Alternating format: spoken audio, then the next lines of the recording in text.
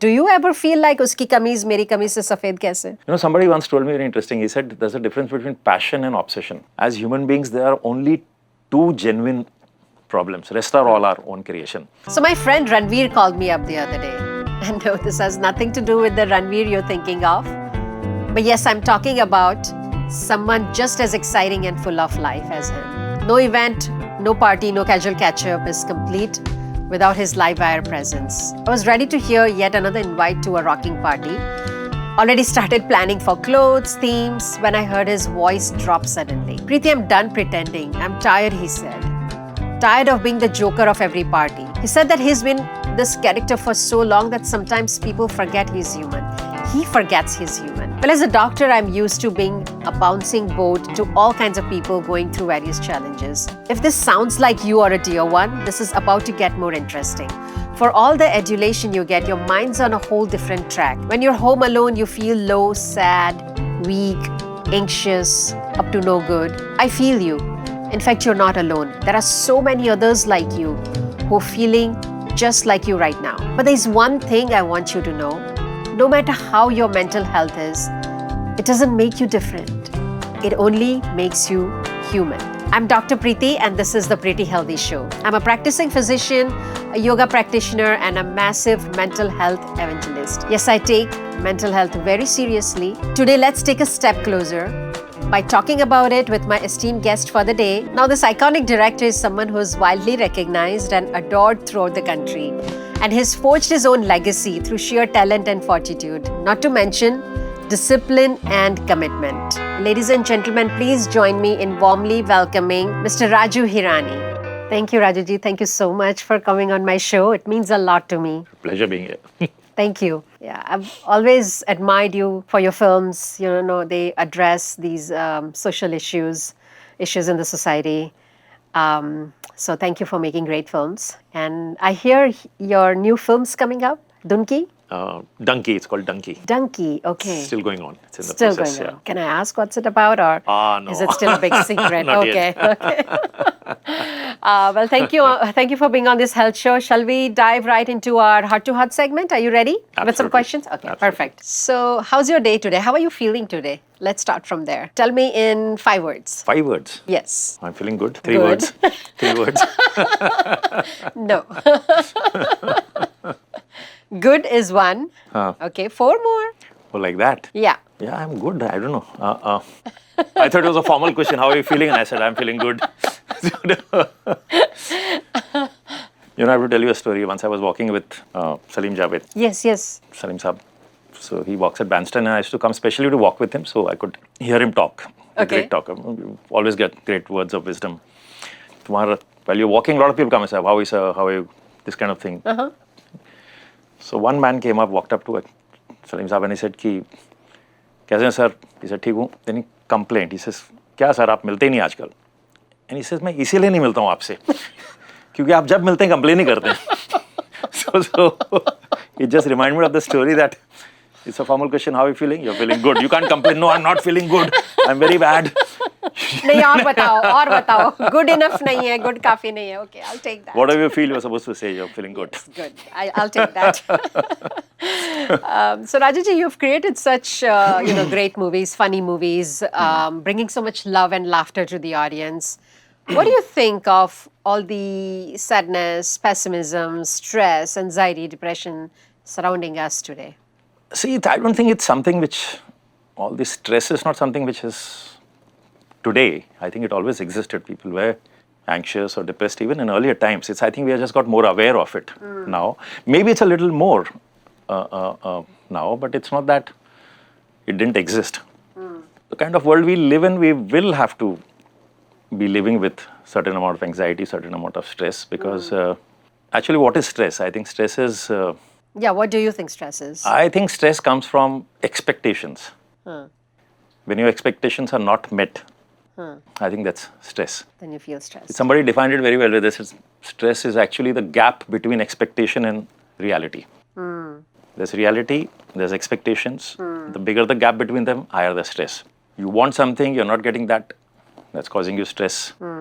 It could be in anything. It could be job-wise, it could be in a relationship, it could be in your health or something. What your desires. So I think if you can understand that not all your expectations will ever be fulfilled in this life. Some expectations will be fulfilled, some won't be. And if you can change your attitude towards your expectations, I think there'll be... But anyway, whatever said and done, nobody, I think, can be totally stress-free in this world today. Do you feel stressed easily? Of course, I feel stressed. You do. I think, of course, as I said, the kind of world we live in, there's no way we can escape anxiety, stress, depression. I think you'll know more as a doctor that I think what I understand, it's all depends on how you're able to tackle things also on your own DNA, on your how are you inherently born with. So I think this will exist in your life. You have to just learn to battle it and deal with it. I don't think anybody is Above and stress-free. beyond that. Yeah. Do you feel low and, kind of depressed when all's not well in your life? No, as I said, of course, because... And what do you do? Like, do you have any strategies like meditation or prayer? I hear that you do Sudarshan Kriya, is that right? And you make your entire unit do it? Yeah. So I realized breathing technique it's always a great thing to deal with anxiety. Does that help? I think it helps big time. I discovered it, I did one course in Sudarshan Kriya years back. And then I made it a practice that before starting every film, I will make my crew do that. So, of course, half of the crew would run away in 3 days. That's another story because most of them would be smoking. So would you guys do it every day or just on that day of? So they have a 3-day course. Okay, so you would do it for 3 days. No, I would start it like 2 weeks before the shoot begins with the intention that now they will continue it during the shoot. Got it. So I remember first time we did it, there were about 15 people who joined in, and by the time we finished, there were 3. One was me. So rest left. People were collapsing, breathing up and down like, we can't breathe so much. But it does. I feel that breathing is a major stress buster, anxiety buster. It is. And not only breathing, for me, I realized any kind of physical exercise helps you overcome that. The more sedentary life you have, more anxious you will get and depressed you'll get. Exercise, I've made it a routine that I have to do it. Whatever comes, 6 days a week. You do it regularly? Some form of exercise, whether it's yoga, whether it's going to the gym, or if nothing, walking at least. So I try and do it 6 days a week. That helps. And even Sudarshan Kriya, you do it regularly? No, for a long stretch, I was doing it regularly. Now it's not as often, but the day you're feeling a little low, I try and do that, and it surely helps. Okay. It helps big time. I love quotes, actually. There's a technique I call them rescue quotes. So when you're feeling a little down. What is that?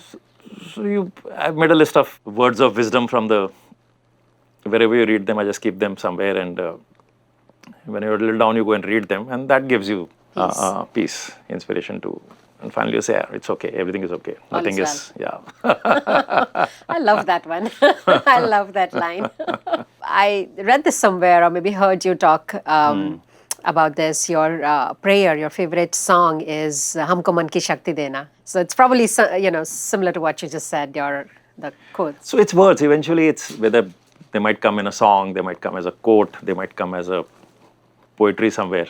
So words do help you. They give you the strength. I'm thinking of that one dialogue in one of your movies. I think it was 3 Idiots. जब दोस्त fail होता है तो दुख होता है.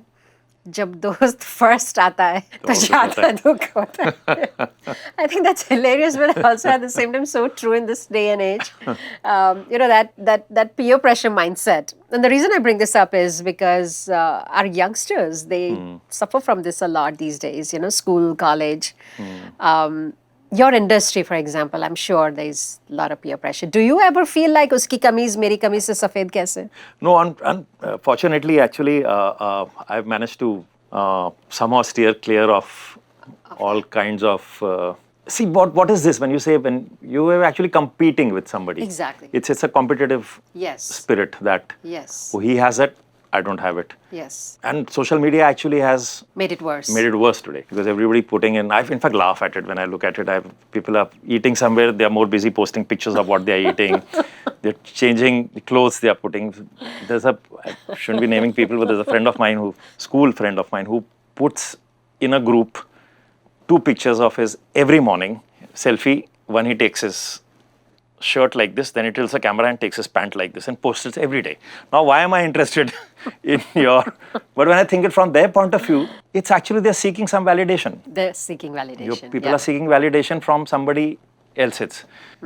approval of their life. So the moment you give your remote control in somebody else's hand and feel that, oh, that person should validate my existence. But it's very difficult because we are actually living in a time where you're constantly on Especially social media. social media. Yeah. You're growing up like that and you think that's normal to behave.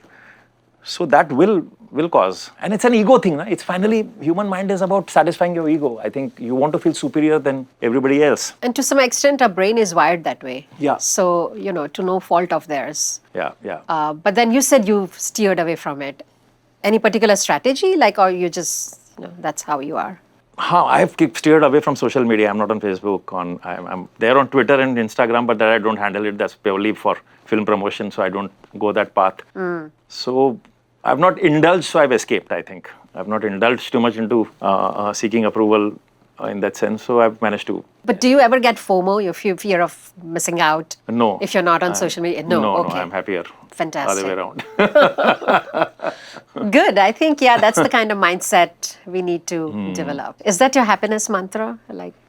All of the above? I don't know what is happiness because everybody is It's subjective, seeking right? it. Because you can't be in a constant state of happiness. Nobody can be ever in a constant. The moments you'll be happy, the moments you have We do something have else. emotions and we go through emotions. So I think even seeking happiness constantly is a stress. So what would you rather be, at peace, content, would you say? No, you want, absolutely, you want peace around you. You don't want you want your mind to be occupied with positive things. So if it's not occupied with positive things, then obviously it's a bother. So I guess it's a constant battle with your mind. It's a constant battle with your mind that, this is bothering me now. Can I disconnect from this and go back to something which gives me joy? Like making films gives me joy. So I'm most happy when you're making a film. It gets over, then then you have to hunt for what to do. So because your mind is free, then it goes all over the place. Right. Keep yourself busy, do what you like, don't compare yourself with others, stay away from social media as much as possible, don't have FOMO. I think these are all your happiness mantra. Yep. Yeah? Okay. You found it better. I was trying to figure out what is. Fantastic. Well, no, thank you for your insight. This was great. So on to our next round, myth or fact. Okay, so I'll say a sentence and you just say if it's true or false or myth or fact, to the best of your knowledge. Yes. Do what you love and you'd never work a day in your life. I think fact. Anxiety is rich people's problem. No. The more money you make, the happier you are. No. If you set your heart on it, you can make it happen. Yes and no. Yes and no. Yeah. Why do you say yes and no? Because you might set up your heart on being something in which you are very honestly not made out for.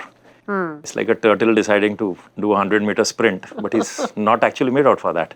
So, see, setting out your heart for something is, everybody can sit down and say, I want to be Shah Rukh, I want to be Kishore Kumar. You can set out your heart for that. But you might not be completely made out for that. And also you might need also depends how much. work. Somebody once told me very interesting. He said there's a difference between passion and obsession. Being passionate about something doesn't say that you're going to put in the effort. When you're obsessed about something, means you're going to put that effort. You're so obsessed with it, you get up in the morning. If you want to be a cricketer, you'll pick up the bat, that you'll leave the bat only at evening. Junoon कहते हैं. Passion ये होता है कि अच्छा I want to be Sachin, but मैं 1 घंटा खेलूंगा सिर्फ, उसके बाद नहीं. So you can That makes sense. put your heart, but necessarily some things you're not really cut out for. So you have to be very practical about it. That makes sense. To have a fulfilling life, it's important to have a purpose in life. I think so. Yeah? Yeah, I think so. It's very difficult to find that purpose, but most people can spend the rest of their life finding that purpose. I might be wrong in what I'm saying, but it gives you a sense of direction. Right? Then you know where you're spending your day. Yeah, exactly. Though we are born with, we really don't know what our purpose is to be on this planet. Nobody told us why you should be here and what should be your purpose. But once you find, then that life gets meaning. That okay, this is what you want to do. That I remember Mark Twain's lines. There are 2 important days in your life: the day you are born and the day you find out your why. Yeah. I totally believe in this. Yeah. Well, that's the end of our myth or fact section, and on to a little fun round. all Ready? right. All right. Okay. I'm a fruit. I come in summer, but I stay back rest of the year in a different form. I'm rich in vitamin C, I'm rich in vitamin A, and I have some anti-cancer properties. Mango. Yeah, there you go. But Yeah. I don't know whether this has vitamin C. I was thinking It orange. has, But yeah. that's okay. Yeah. Mango Doctor will has know. vitamin C, vitamin A, and it has good anti-cancer properties as well. Yeah, it's a superfood. It's an Indian superfood. Yeah? Yeah. They don't allow to take it to US though. They don't. Yes, they don't. Unfortunately, we want get superfood. we get mangoes from Mexico, but they're not same Yeah? as Indian mangoes. Also, they allow mangoes, but not from India. Not from India. Yeah. Too sad. Good for us. I think they do allow in UK, if I'm not mistaken, UK but they allow. just not USA. Yeah. I'm a fruit. You can find me on a beach and you can find me in hospitals. I'm rich in potassium and I help lower blood pressure. Coconut water. Yes. Okay, now the last one. I dazzle with color, add tons of flavor, and across the world they think I'm a miracle cure. I'm probably sitting nicely in your spice kit. Oh no. Haldi, turmeric. Okay. So, Rajuji, what does all is well mean to you? You know, that's obviously one of the popular dialogues in one of your films. What does it mean to you? See, in the film, what we had tried to say was that human mind is such that primarily it thinks negative, or Yes. primarily it is fearful. That's the way I think we are. We're primed that Primarily, way. as a doctor, you yeah, would, Yeah, that's an instinct. Primal we have. instinct, I think it's coming from Ancestors. as a hunters, gatherers, Yeah. we always had this fear of something. So anything happens, the primary instinct is to be fearful and negative. If I talk something negative, you also tend to get more interested in that conversation. So somehow that's the way a human mind function. So when we wrote in the film, what we meant by all is well was that this mind will try and scare the hell out of you. So you have to cheat this mind into believing that all is well around you. Because what your mind is believing might not be necessarily happening. It imagines stuff, right? It imagines stuff. So it's worrying about something. Now 99% that worry about the future might not happen. But your present moment is going away and thinking about it. So if you can have a conversation with your mind and saying, hey buddy, all is well, don't worry. It's convincing your mind, then we are not worrying. Like Wayne, this very favorite writer of mine, Wayne Dyer, I love him too. he's fantastic. Yes. So he has said somewhere that two human emotions are the most futile. One is guilt and the other is worry. He says guilt is about something which has happened in the past. Now, any amount of thinking about that can't Undo it. change that. That's a past which has happened. Worry is an emotion about the future, which has not happened yet. And chances are it won't happen. But your present is getting destroyed by these two absolutely useless emotions because your mind is constantly occupied with that. What you tell your mind is what you become. Actually, as I say, what you tell your mind, what you keep doing is what you become. If you're constantly occupied with those negative thoughts, that's what you will become. So in a way, you have to cheat your mind to say, all is well. So that's what of course, we can't say it with such elaborate this thing in the film. But in the film, we try to say that, okay, it's okay, yaar. Tell her everything is okay, all is well. That's exactly what it means to me also, what it meant in the film. Yeah, and that makes sense because you said our mind kind of focuses on negative things because our brain automatically is like Velcro to negative things, Yes. and it's Teflon for positive things. So negative things come in quickly. Positive things, they cruise by. हम देखेंगे कुछ positive, it doesn't even stick to our brain. And then what happens, I think it's also because the way we think, we start judging the other person. Like always give this example, I said, if I call someone up and that person doesn't pick up my phone, I said, oh, nowadays he's not picking up my phone. So that person might have not picked up my call because he's busy doing something, his phone is there somewhere else, he's done nothing, but I have made a little judgment about that person. Second time I call, that person again doesn't pick up the phone. I said, हाँ, बड़ा आदमी हो गया, अब नहीं उठाता मेरे. He might not be really, he might be having a busy day, he's not picking up the call. Third time when I meet that person live, my behavior towards that person is dependent on the story I've created about that person in my own head. Absolutely. I will not behave very well with that person, but that person has done thing. He might be very nice to me, but I have said, acha. So we are story creators in our head constantly, I feel. We constantly create stories which we want to believe in, and that becomes our truth. We are the story creators. Yes. Completely. The reason I bring this up is because there's this trend going on social media. I don't know if you're aware, but there's something called toxic positivity, which I want to make it very clear to the audience that it's not the same as what you just said, just affirming and telling yourself and that all is Everything well. fine. But what people have been, I see a lot of posts about toxic positivity where you just shove things, whatever issues you have, you just shove it under the carpet.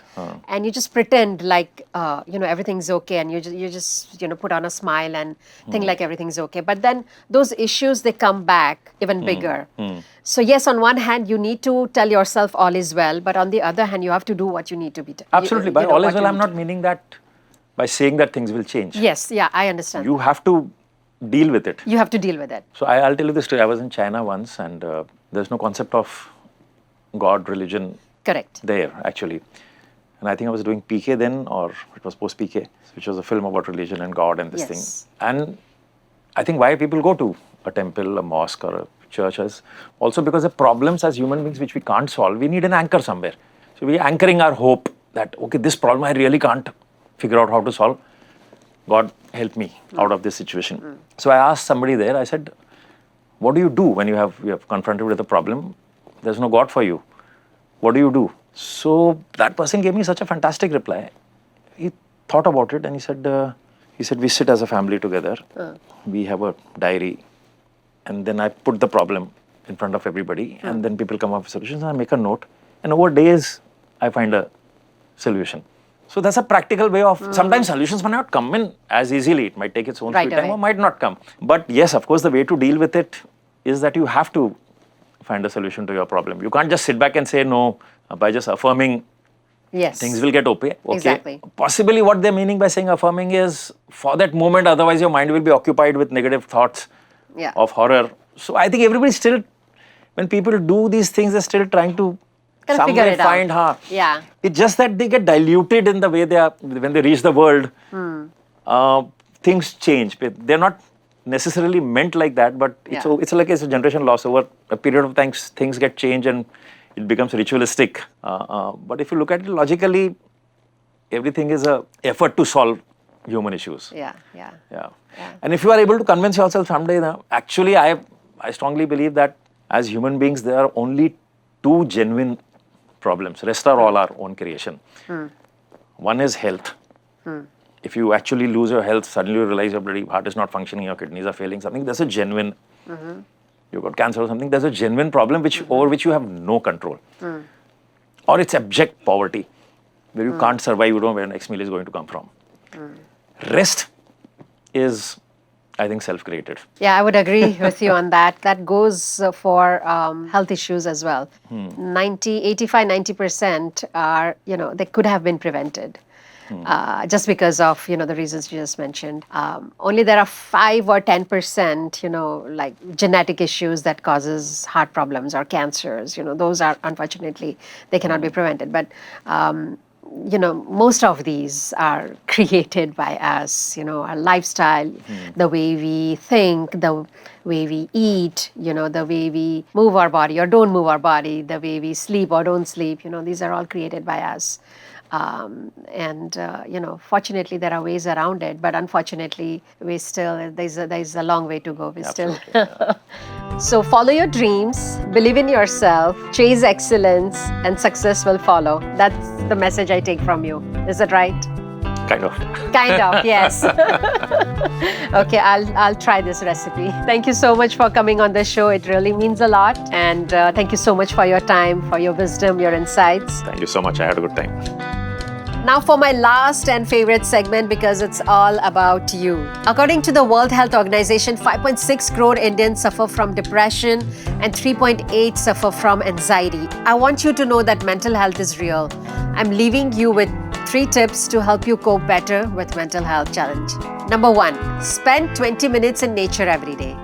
Studies show that you ruminate less when you do that. Take a break every 20 to 30 minutes, and not just physically but also mentally. Our nervous system these days functions on overdrive, and we need to give our physiology a chance to relax. Lastly, plan ahead and have a structure to your day. It always helps you settle better. That's not all. Here's a challenge I dare you to take up. First thing in the morning, don't reach out for your phone. Sit in silence, maybe meditate or pray for 5 to 10 minutes before you start your day. Just observe and tell me the difference it makes. Now you'll have negative thoughts for sure, but for every negative thought, think 3 positive thoughts. Do this consistently for 3 weeks. It takes that much time to form a habit. If you feel the difference, share it on your Instagram, tag my handle, and I'll share it on my stories too. That's all from me today. Thank you so much everyone for watching The Pretty Healthy Show.